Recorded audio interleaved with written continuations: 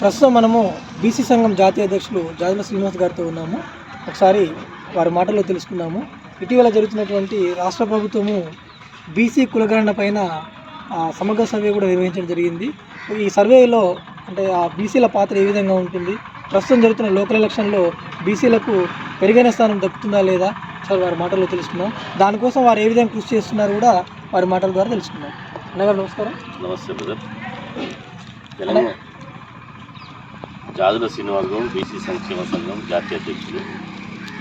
తెలంగాణ రాష్ట్రంలో 3 దశాబ్దాలకు పైగా చేసినటువంటి పోరాట ఫలితంగా భారతదేశంలోనే మొదటిసారిగా తెలంగాణ రాష్ట్రంలో సమగ్ర కులగణన జరిగింది. ఈ సమగ్ర కులగణన కూడా ఇటీవల ముఖ్యమంత్రి రేవంత్ రెడ్డి గారు 98% పూర్తయిందని చెప్పాడు. 98% పూర్తి కాలే. దాదాపు నాకు తెలిసి గ్రామీణ ప్రాంతాల్లో 100% సమగ్ర కులగణన జరిగింది. పట్టణ ప్రాంతాల్లో పాక్షికంగానే జరిగింది. అంటే దాదాపు హైదరాబాద్ లాంటి మహానగరంలో 80% పూర్తయింది. అదేవిధంగా మిగతా పట్టణాల్లో 90% పూర్తయింది. కాబట్టి ఇంకా 100% కులగణన జరగాల్సినటువంటి అవసరం ఉన్నది. ఈరోజు ఇప్పుడు తెలంగాణ రాష్ట్ర క్యాబినెట్ సమావేశం జరుగుతుంది. ఈ క్యాబినెట్లో ఏం నిర్ణయం తీసుకుంటారో అని మేము చూస్తున్నాం. ఎందుకంటే కులగణన చేసిన తర్వాత రాహుల్ గాంధీ గారు చెప్పినట్టు కుల గణాంకాల ఆధారంగా ఎవరి జనాభా దామాషి ప్రకారం వారికి అన్ని రంగాల్లో వాటా దక్కాలి. అది చట్టబద్ధంగా దక్కాలి. ఏదో యాచించే ఈ పార్టీ దయాదాక్షిణ్యాల మీద, ఆ అగ్రకుల రాజకీయ పార్టీల దయాదాక్షిణ్యాల మీద మాకు వాటా అవసరం లేదు. మేము ఎంతనో మాకంత వాటా దక్కాలి. మేము తెలంగాణ రాష్ట్రంలో దాదాపు 60% పైగా ఉన్నాం. 60% పైగా ఉన్నటువంటి వాళ్లకు 60% వాటా దక్కాలి. మా సోదర ఎస్సీలకు ఎస్టీలకు రాజ్యాంగబద్ధంగా చట్టబద్ధంగా వాళ్ళ జనాభా దామాషి ప్రకారం వాళ్ళకి వాటా దక్కుతుంది. అదేవిధంగా అగ్రకుల సోదరులకు కూడా వాళ్ళ జనాభా 8% ఉంటే వాళ్ళకు అదనంగా ఇంకొక 2%, 10% ఇలా అన్ని రంగాల్లో వాళ్ళకి వాటా దక్కుతుంది. కానీ 60% ఉండి అత్యవసర వాటా దక్కే వాళ్ళు 60% ఉండి ఇలా మా జనాభా దామాషి ప్రకారం వాటా దక్కనటువంటి వాళ్ళు ఓన్లీ బీసీ కులాలు మాత్రమే. ఈ బీసీ కులాల్లో కూడా సంచార జాతులు ఉన్నారు, అత్యంత వెనుకబడిన వాళ్ళు ఉన్నారు, అదేవిధంగా బీసీలు ఉన్నారు. ఇవాళ మా పోరాటము, మా ఆరాటము రాష్ట్ర ప్రభుత్వానికి డిమాండు. ఇలా ఒకటే డిమాండ్, బీసీల డిమాండ్.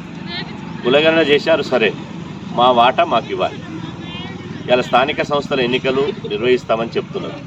స్థానిక సంస్థల ఎన్నికలు ఈరోజు కుల గణాంకాలు చేసిన తర్వాత బీసీలకు జనాభా దామాషి ప్రకారం ఇస్తారా? అదేవిధంగా లేకపోతే జనాభా దామాషి ప్రకారం ఇవ్వకపోయినా కనీసం కాంగ్రెస్ పార్టీ కామారెడ్డి డిక్లరేషన్లో మేము అధికారంలోకి వస్తే 42% రిజర్వేషన్ అమలు చేస్తామని చెప్పి కామారెడ్డి డిక్లరేషన్లో ఇలా స్పష్టంగా చెప్పింది. ఆ కామారెడ్డి డిక్లరేషన్ ప్రకారమైన స్థానిక సంస్థల్లో బీసీలకు 42% రిజర్వేషన్లు కల్పించి తీరాల్సిందే. దానికోసమే మా పోరాటం. ఖచ్చితంగా కల్పిస్తారనే విశ్వాసం మాకున్నది. ఎందుకంటే కాంగ్రెస్ పార్టీ పిసిసి అధ్యక్షుడు మహేష్ కుమార్ గౌడ్ గారు, ముఖ్యమంత్రి రేవంత్ రెడ్డి గారు కూడా మేము కల్పిస్తామని చెప్పడం జరిగింది. ఈ కల్పించడానికి చట్టపరంగా న్యాయపరంగా ఉన్నటువంటి అవరోధాల మీద ప్రభుత్వం ఒక సామాజిక నిష్ణాతులతోటి, సామాజిక తత్వవేత్తలతోటి, న్యాయ నిపుణులతోటి, అదేవిధంగా రాజ్యాంగ నిపుణులతోటి ఒక సమావేశాన్ని ఏర్పాటు చేయాలని సందర్భంగా డిమాండ్ చేస్తున్నాం. ఇది ప్రధానమైన డిమాండ్. ఎందుకంటే కిందంగా గిచ్చి మీదంగా నవ్వమన్నట్టు చేయొద్దు. ప్రభుత్వం కులగణన చేసేది స్వాగతిస్తున్నాం. ఎందుకంటే దేశంలో బీహార్ రాష్ట్రం చేసిన తర్వాత తెలంగాణ రాష్ట్రం చేస్తుంది.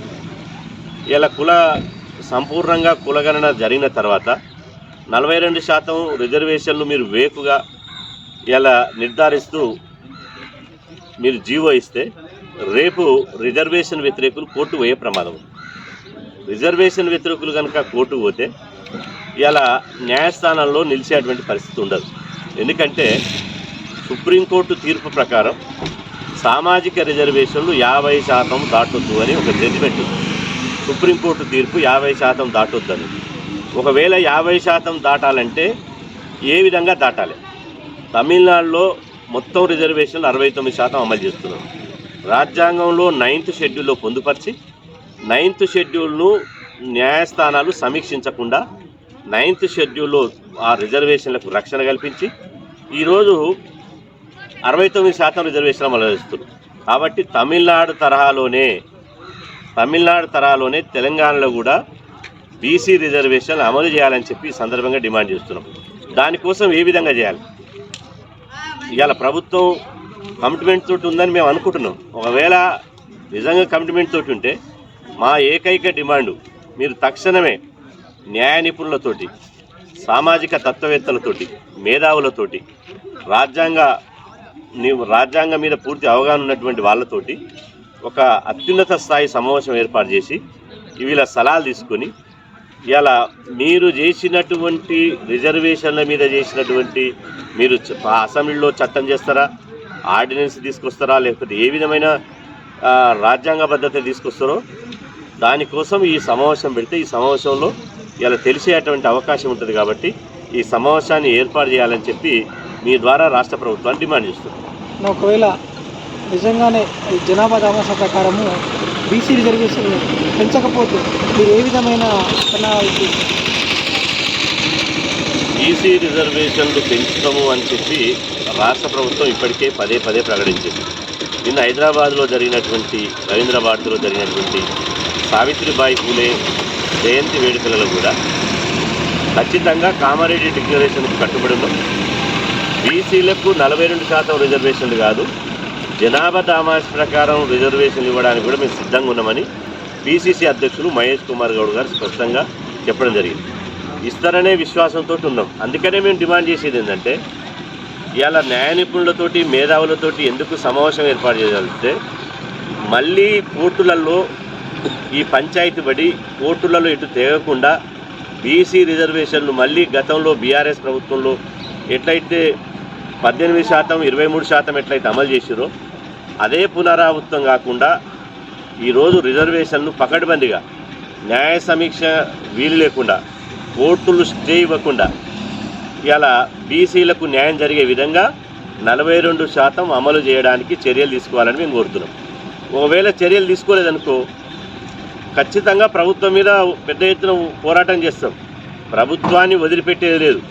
ప్రభుత్వం కమిట్మెంట్ తోటి పనిచేస్తే సరే, ప్రభుత్వం చేయాల్సిన ప్రక్రియ ఏ ప్రక్రియనైతే అవలంబించాలో ఆ ప్రక్రియ అవలంబిస్తే సరే, ఆ ప్రక్రియ అవలంబించకపోతే మాత్రం ఖచ్చితంగా మేము ప్రభుత్వం మీద మా బీసీల హక్కుల కోసం రాజీ పడకుండా మేము ఎవ్వరితోటి పదవుల కోసం పెదవులు మూసుకునేటువంటి జాతి మాది కాదు. లేదా బీసీ రిజర్వేషన్లు అన్యాయం చేస్తే మేము ఆ అన్యాయాన్ని కళ్ళప్పగించి చూసేటువంటి జాతి కాదు. బరాబర్ మా జాతికి అన్యాయం జరిగితే ప్రభుత్వం మీద ఇవాళ పెద్ద ఎత్తున పోరాటం చేయడానికి మేము సిద్ధంగా ఉన్నాం. ఇవాళ ప్రభుత్వం మీద మాకు విశ్వాసం ఉంది. ఒకవేళ ప్రభుత్వం దొడ్డిదారిన రిజర్వేషన్లను తగ్గించాలని కుట్ర చేస్తే మాత్రం ఊరుకునే ప్రసక్తి లేదు. మాకు కావాల్సింది వాస్తవంగా 60%. నేను అంటున్నా, ముఖ్యమంత్రులు మీరే అవుతారు, మంత్రులు మీరే అవుతారు, పార్లమెంట్ సభ్యులు మీరే అవుతారు, ఎమ్మెల్యేలు మీరే అవుతారు, వార్డు మెంబర్లు, సర్పంచులు కూడా బీసీలు కావద్దా? వార్డు మెంబర్లు, సర్పంచులు, ఎంపీటీసీలు కూడా మీరే అవుతారు. ఇక అంటే మేము ఉన్నది మీకు ఓట్లు వేసడానిక, మీకు జెండాలు మోసి జిందాబాద్ కొట్టడానిక, మీకు రాజకీయ ఉడిగం చేయడానిక? బరాబర్ స్థానిక సంస్థలు బీసీలవే. స్థానిక సంస్థలు అంటేనే బీసీలలో మా ఊళ్ళో మా రాజ్యం నడవాల్సిందే, మా ఊళ్ళో మా పరిపాలన ఉండాల్సిందే. మేము ఎంపీటీసీ అయ్యి, ఎంపీపై, జెడ్పీటీసీ అయ్యి, జిల్లా పరిషత్ చైర్మన్ అయ్యి, కార్పొరేటర్ అయ్యి, మున్సిపల్ చైర్మన్ అయ్యేటువంటి పరిస్థితి బీసీలకు ఉండాలి. చాలామంది ఇప్పుడు తెలంగాణలో ఒక పెద్ద చర్చ ఏంటంటే రిజర్వేషన్ను ఉంటేనే బీసీలు పోటీలో ఉండాలి, రిజర్వేషన్ లేకుండా జనరల్ స్థానాలు అయితే అగ్రకులాలకు ఉండాలంటున్నారు. ఎవడన్నా ఆ విధంగా వ్యవహరిస్తే, ఏ ఎమ్మెల్యే అన్నా ఆ విధంగా ఉంటే వాళ్ళ ఇండ్లను ముట్టడిస్తాం. బిడ్డ, మీరు జనరల్ స్థానాలు అయితే అది ఓసీలకు రిజర్వేషనా? జనరల్ స్థానాలు ఓసీలకు రిజర్వేషనా? మార్కెట్ కమిటీలలో ఎంత గమ్మత్ ఉందంటే మార్కెట్ కమిటీ చైర్మన్లలో బీసీలకు 33% రిజర్వేషన్ ఉన్నాయి. వాస్తవంగా 60% ఉండాలి. కేవలం మార్కెట్ కమిటీ చైర్మన్లు బీసీలకు ఎక్కడ రిజర్వేషన్ అవుతుందో అక్కడనే ఇస్తున్నారు. జనరల్ స్థానం అయితే చాలు రెడ్డిని పెడుతున్నారు. అంటే ఓసీ అంటే రెడ్డినా, జనరల్ స్థానం అంటే అగ్రకులాలకి అది రిజర్వేషనా, అది అగ్రిమెంట్ అగ్రకులాలకు. ఈ వైఖరి అగ్రకులాల ఎమ్మెల్యేలు మార్చుకోవాలని నేను హెచ్చరిస్తున్నా. జనరల్ స్థానాలలో కూడా బీసీలకు అవకాశం ఇవ్వాలి. జనరల్ స్థానాలంటే ఇవాళ అందరికీ అవకాశం వస్తుంది. కేవలం పిడికెడు శాతం లేని వాళ్ళకి ఇచ్చి ఇవాళ 60% ఉన్న జనాభాను అణచివేస్తామంటే తిరుగుబాటు చేస్తాం. మీ పదవులకే ఎసరు వస్తుంది బిడ్డ, మీరు ఏమనుకుంటారో మీ ఎమ్మెల్యే పదవులకే ఎసరు వస్తుంది. మీరు అది గుర్తుపెట్టుకోండి. ఇవాళ తెలంగాణ వచ్చింది ఎవరి వల్ల తెలంగాణ వచ్చింది? మీ అగ్రకులాలు బలిదానం చేస్తే తెలంగాణ వచ్చిందా? ఇప్పుడు తెలంగాణ రాష్ట్రంలో ఎమ్మెల్యేలు అయ్యారు, ఎంపీలు అయ్యారు, మంత్రులు అయ్యారు. నేను మీ ద్వారా సూటిగా ప్రశ్నిస్తున్నా, ఎమ్మెల్యేలు, ఎంపీలు, ఎమ్మెల్సీలు అయినటువంటి కుటుంబాల నుంచి ఎవరన్నా బలిదానాలు చేశారా? ఎవరన్నా త్యాగాలు చేశారా? తెలంగాణ కోసం మీ కాంట్రిబ్యూషన్ ఏంది? ఎవరన్నా సకల జనుల సమ్మెలో పాల్గొన్నారా? ఎవరన్నా జేఏసీలు పెట్టి జైలుకి వెళ్ళిరా? ఎవరన్నా బోనం పెట్టుకొని బతుకమ్మ ఆడిరా? ఎవరన్నా గజ్జ కట్టుకొని దునికి ధూమ్ధాం చేసిరా? ఇలా మా కొండ లక్ష్మణ్ బాబుజీ, మా ప్రొఫెసర్ జయశంకర్, కాసోజు శ్రీకాంత్ నుంచి కానిస్టేబుల్ కృష్ణ వరకు మా త్యాగాల వల్లనే తెలంగాణ రాష్ట్రం వచ్చింది. చీమలు పెట్టిన పుట్టళ్ళు పాములు నిలయమైనట్టు వచ్చిన తెలంగాణలో ఈ పిడికెడు శాతం లేనోళ్ళు జొరబడ్డారు. ఈ పిడికెడు శాతం లేనోళ్ళ కబ్జాలకు వెళ్ళిపోయింది.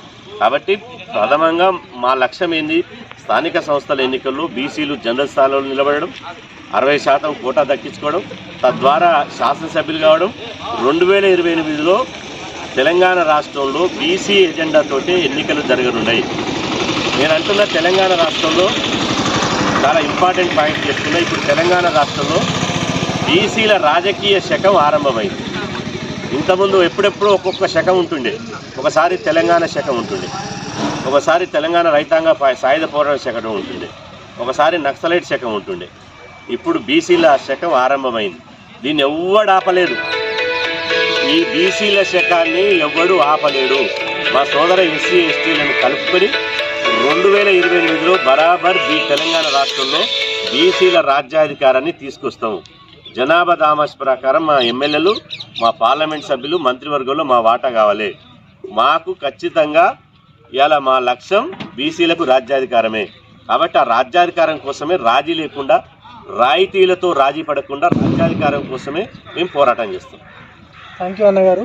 మీరు కోరుకున్న విధంగానే బీసీలకు రాజ్యాధికారం దక్కాలని మేము కూడా సత్యన్యూస్ ద్వారా కోరుకుంటూ ఓటు స్టూడియో వెంకటేశ్వర్లు సత్యన్యూస్.